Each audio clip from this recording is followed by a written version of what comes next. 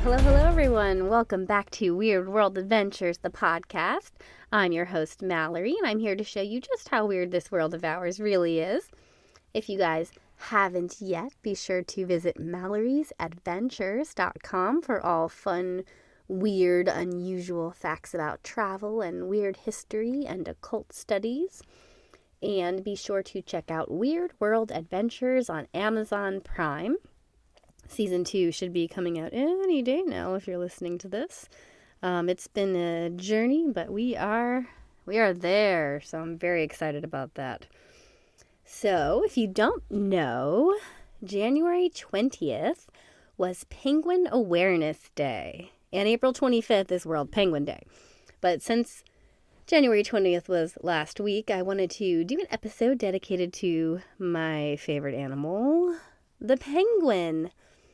So I'm sure if you guys have listened to this podcast for a while, you've known that I've worked with two types of warm weather penguins. I worked on what I like to call penguin rescue mission with the South African Penguin Project on Robben Island, where we were monitoring the nesting habits and also, conducting rescues to penguin chicks that might be underweight over on Robben Island, because the population of the African penguins is horrifically low and they will likely be extinct potentially within my lifetime, which is really sad. So it was a really wonderful experience to get to be there and work with those African penguins and try to help their population stop dwindling, though it's probably a pretty lost cause, unfortunately. Still gotta try. And I also worked with Magellanic penguins in Patagonia, in Argentina. And the Patagonian penguins, the Magellanic penguins, there are 3 million of those around the world, so they're not going anywhere. And they're very similar. Both of those warm weather penguins, they look very much alike, except the African penguins have spots, and the Magellanic penguins have 2 sets of stripes and no spots. And there's a few differences on the head, but more or less they look very similar to each other. So I don't claim to be a penguin expert, but I do know an awful lot about African and Magellanic penguins, specifically Robben Island penguins and the penguins in Cabo de Bios in Argentina. And I thought it would be fun to give some fun, weird facts about penguins. Because for some reason, first of all, people only associate penguins with the cold weather, with Antarctica, but that's actually not true. There are definitely warm weather penguins. There's penguins in Argentina where it's pretty hot, that dig their little nests and burrows into kind of like a dusty, deserty kind of atmosphere, which is an interesting thing to see. And people think they're cute, they think March of the Penguin, but they're really very loud, and they projectile poop, and they're very not good neighbors. They like to steal from each other and poop in each other's nest, and, they're nasty little poopy projectile birds, but I love them very, very, very much, somehow, anyway. And let's go ahead and talk about some interesting facts about penguins. These are probably, I have not read these. I wanted to read these cold here to see my reaction and if they were things that I knew. And a lot of these look like they're probably catered to the more Antarctic penguins, which, most people talk more about, so that wouldn't surprise me. Let's see. Fact number 1, which I know because I just said, is that January 20th is Penguin Awareness Day, and January 25th is World Penguin Day. 2 days dedicated to those adorable little pengies. Very excited about that. So this one's fun. A group of penguins in the water is called a raft. I like it. I actually didn't know that. A group of penguins on land is called a waddle. I did know that. Other collective nouns for penguins include a rookery, a colony, that's the common term I've used for them, and a huddle. Did you know penguins sneeze to get rid of seawater they ingest while hunting for fish? It actually gets filtered from their bloodstream by the supraorbital gland between their eyes. How weird is that? I love that. Once a year, penguins have a catastrophic molt, and yes, that's the actual technical term, in which they spend 2 or 3 weeks on land while they lose and replace all their feathers. Part of when I was working on Robben Island with the penguins that was interesting is when they get to a certain age, so they have their little fluffy feathers. They're little doubt feathers that they have when they're babies. And they molt it all off and kind of, become adults in an adolescent period. And we call them blue penguins when they're kind of in that molting phase because their color is a little different. And it's they're very fun to see. Like, you can actually say, well, that's a penguin becoming an adult and molting all its baby feathers. So yeah, penguin molting is really fun, and their feathers are actually, they're very interesting because they are soft and fluffy when they're babies because they're not really going in the water and they're made to keep them warmer. And they're almost like scaly feathers when they become adults. They're very dense and almost scaly. It's an interesting, like, if you could ever touch a penguin, it's a really interesting feeling. The Adelie penguins, I'm not going to lie, I don't love all penguins. I love most penguins, and Adelie penguins are little monsters. I just don't have the compassion for them that I have for other penguins. I know that's terrible. Adelie penguins are named after the Adelie land, in turn, named for the wife of French explorer Jules Dumont d'Urville, who discovered the penguins in 1840. I did not know that. If you guys know macaroni penguins, they're the ones that have the crazy little orangey yellow frills on the top of their head. They are named after the flamboyantly dressed group of 18th century aristocrats, the macaronis. Interesting.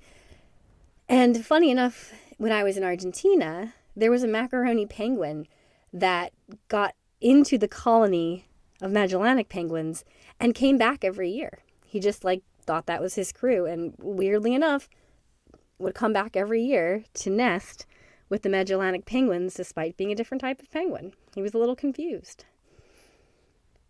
So it's not quite so clear how the Gentoo penguin got its name, but they do live up to their Latin name, Pugacellus, brush tail, as they have the most prominent tail of all the penguins, which sweeps side to side as they waddle. Because penguins aren't usually a threat when they're on land, wild penguins aren't particularly afraid of tourists in Antarctica. In fact, if you stay still, they'll probably come to investigate you. This is really interesting, actually, because there have been studies where I was on Robben Island about the penguins and how they interact with or respond to humans. And penguins that have absolutely no involvement with humans are just like this. They aren't particularly afraid of people. They kind of just are curious or just like, no, you don't bother me, I don't bother you. They're not naturally wired to be afraid of us. But the ones that are hands-on, the ones that the scientists are working with, because usually when you're working with a group of penguins, there's a continual nests that you're always working with, so it's the same penguins more or less that you're constantly checking in with. And these penguins also don't have a lot of the fear, despite some of them even being, kind of manhandled from babies on. We would collect the babies and weigh them and measure them to make sure that they're healthy and then put them back in their nest. So the ones that have hands-on experience with people also don't like people. I mean, they're not completely clueless, oh, whatever, I'm curious about this person. But they kind of develop this attitude of well, you don't bother me, I don't bother you. But if you're going to come here and bother me, then I'm just going to accept it. And I know that you're going to poke and prod me for a minute and then you're going to leave. So a lot of them are used to being lifted with a stick just to check and see, okay, do you have eggs under you? All right, you do. And they'll kind of some of them will be all right, let me just lift up over here and let you do this, because if I let you do this, I know you're just going to walk away. And it's a part of their day. And so they also don't have that fear, per se. The ones that are on the sidelines, that are in the nesting colonies that are being observed by scientists, those penguins that don't get poked and prodded, that aren't a part of the study, that see it, are the most nervous and fearful of people. So it's interesting, the ones that see people regularly and see them kind of bother other penguins but aren't bothered regularly by people are the ones that tend to have kind of that fear and anxiety of humans. So that's just an interesting observation from a study that was done on Robben Island with the penguins that I found interesting. Penguins are naturally found almost exclusively in the southern hemisphere. The exception is the Galapagos penguin, which is endemic to the Galapagos Islands and is the only penguin species found north of the equator. Now, again, that doesn't mean there aren't warm weather penguins, because there's penguins, in South Africa where it's not as cold as you think it would be, and same thing with down in Argentina where it can get very warm, and it can also be very cold. So they're very adaptable down there. There's a king penguin at Edinburgh Zoo that was knighted by the King of Norway in 2008. I did not know this. Sir Niels Olaf holds the rank of Colonel-in-Chief in the Norwegian Guard. That's really exciting, you guys. Emperor penguins are the largest living species of penguins, reaching about 4 feet tall, that I know. Did you know back in prehistoric times, penguins used to be huge? Oh, here, this is the next fact. I got ahead of myself. The now extinct mega penguin, which lived between 37 and 40 million years ago, stood 160 centimeters tall, the average height of a woman in the UK, and including beak and flippers would have measured 2 meters. I would be terrified to see a human-sized penguin come at me. They are little ninjas. One of my favorite things that the scientist I was working with on Robben Island said about penguins is penguins have 4 weapons that they're going to use to come after you if you irritate them. There is their beak, their little talons they have on their flippers, or on their feet, their flippers, and the hot fish soup cannon that comes out the back. So, yep, that's some imagery there. I can't imagine all of those weapons materializing in a human-sized penguin. That is just, I would run. I love penguins. If I saw a human-sized penguin, I would be afraid for my life. The smallest penguin is the little blue penguin found in New Zealand and Australia, which is only about 33 centimeters high. Gen 2 penguins are the fastest species, swimming up to 22 miles an hour. Most penguins only swim between 4 and 7 miles per hour.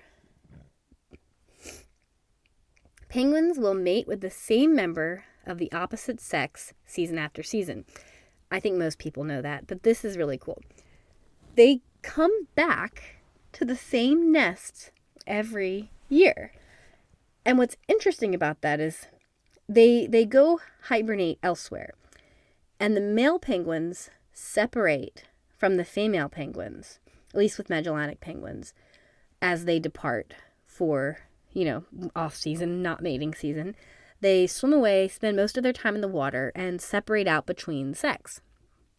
And then they come back, not just to the same mate every season to mate and, raise their little babies together, but they actually come back to the same nest. The fact that they just have this instinctive GPS that tells them where to go when they migrate and where to come back and exactly the nest to go to, that's just crazy to me. I mean, they manage to do it year after year.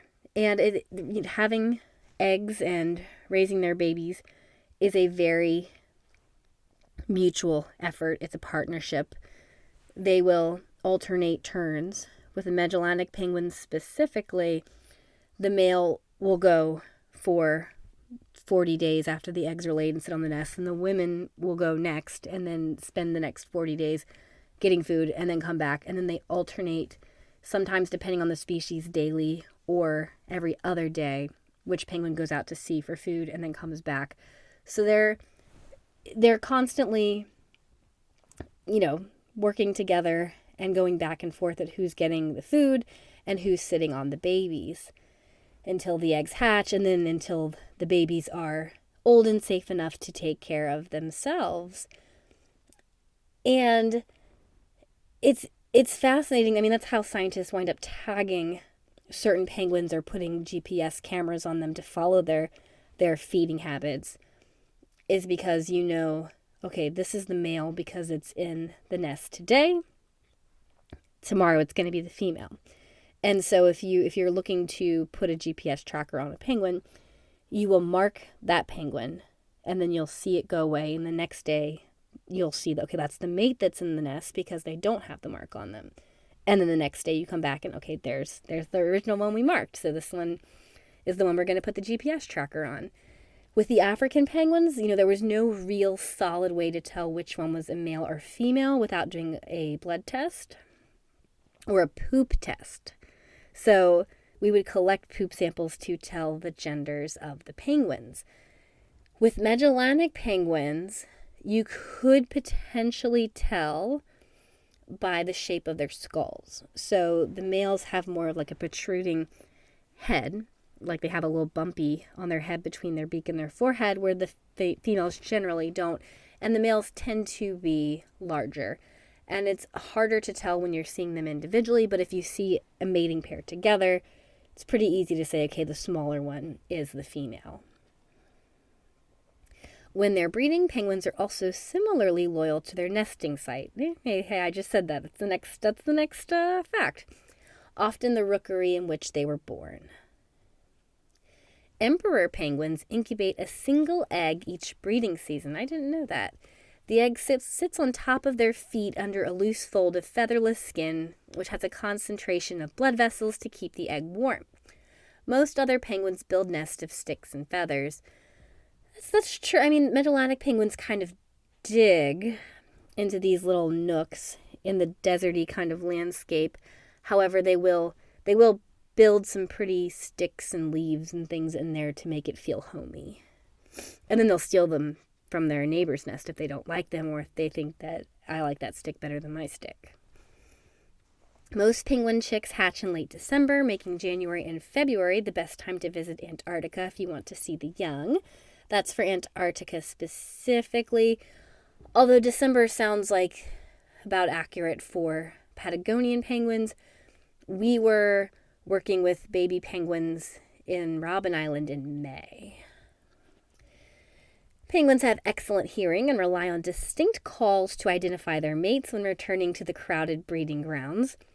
If you have never heard a penguin yell before, I think you would be shocked to hear what it sounds like. They kind of sound like a very angry donkey. This sound, it doesn't sound like it's a bird. It's pretty wild to hear that. Both penguin parents care for their young, I already said this, for several months until the chicks are strong enough to hunt for their own food. The schedule in which they switch off the nest depends upon the species. Penguins don't have teeth. I feel like most people know that. They have backward-facing fleshy spines that line the inside of their mouth instead, which helps them to gulp down fish. During the summer, a medium-sized penguin will eat about 1 kilogram of fish, squid, crabs, krill, and other seafood each day, but in the winter they eat just a third of that. When it comes to choosing a mate, pudgy male penguins with enough fat storage to survive weeks of incubation eggs without eating are the most desirable. So penguins are chubby chasers. Rather than relying on blubber to stay warm in the cold waters in Antarctica, penguins survive because their feathers trap an insulating layer of warmth next to the skin. So I mentioned their feathers. They are really wild, really puffy, and very scaly. If you can ever pet a penguin, please don't do it in the wild, but if you're ever in a controlled environment like these fun Meet Penguins experiences offered by Sankob usually, which Sankob is a lovely organization. They work with a lot of the aquariums out there to bring in African penguins, usually ones that have been saved from bad situations out in the wild. Sometimes they offer hands-on experience with penguins. I would definitely suggest doing something like that because it is really a magical experience to get to be close up to a penguin like that. It's commonly believed that penguins are black and white for camouflage from above because their black backs blend into a dark ocean, so it's more for protection in the water. From below, their white bellies are hidden against the light coming down from the water surface. However, this theory doesn't stand up when penguins are viewed from underwater, as likely predators would still see them. Therefore, other theories for their interesting colors should be considered, including thermoregulation and energy efficiency. but nobody actually really knows for sure. And it is interesting to point out that they don't have as many predators on land, depending on the area, I guess, that they live in. In South Africa, specifically on Robben Island, there are no predators for the penguins. They are safe, which is why there used to be so many penguins breeding there. A lot of their predators live in water. Specifically, seals love, attacking some penguins.